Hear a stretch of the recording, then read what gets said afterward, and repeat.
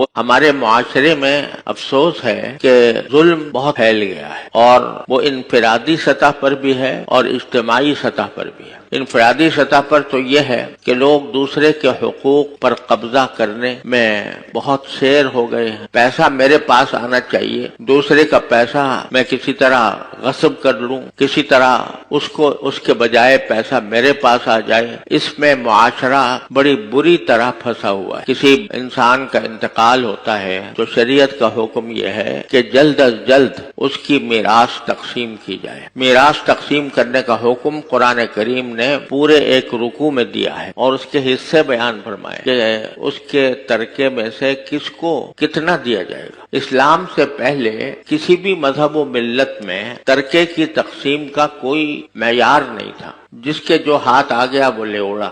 اور اگر کسی مذہب میں تھا تو یہ کہ جو سب سے بڑا بیٹا ہے وہ اپنے باپ کی جائیداد کا حقدار سمجھا جاتا تھا، جو دوسرے چھوٹے بھائی ہیں وہ میراث سے محروم رہتے تھے۔ عورتوں کا تو میراث میں حصہ دینے کا کوئی تصور ہی نہیں تھا، لیکن نبی کریم سرور دو عالم صلی اللہ علیہ وسلم نے قرآن کریم کی تفسیر فرمائی اور ہر ایک کے حصے اللہ تعالیٰ کے فرمان کے مطابق متعین کروا دیے۔ اور قرآن کریم نے یہ بھی فرمایا کہ آباؤکم و ابناؤکم، تمہارے باپ تمہارے بیٹے، ان میں سے کون ایسا ہے کہ جو زیادہ حقدار ہے اور تمہارے لیے زیادہ نفع بخش ہے، یہ سوائے اللہ کے کوئی نہیں جانتا، لہذا ہم نے جو حصے مقرر کیے ہیں ان کے مطابق میراث تقسیم کرو۔ لیکن ہمارے معاشرے میں میراث تقسیم کرنے کا رواج ہی نہیں رہا۔ اول تو مدتوں تک یہ کہتے ہیں بھئی ابھی تو مرحوم کا انتقال ہوا ہے، ابھی تو اس کو کفن بھی میلا نہیں ہوا،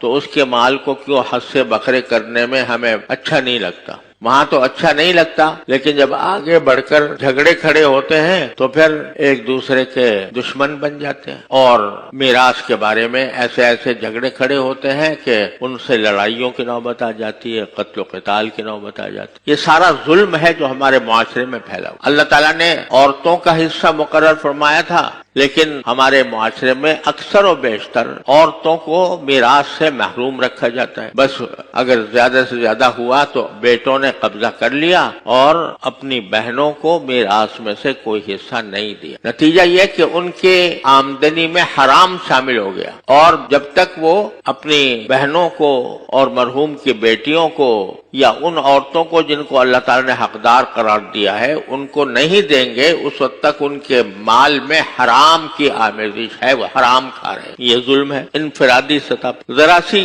کسی شخص کی بات ناگوار ہو گئی تو لڑنے مرنے پر آمادہ ہو گئے، یہ انفرادی سطح پر ظلم۔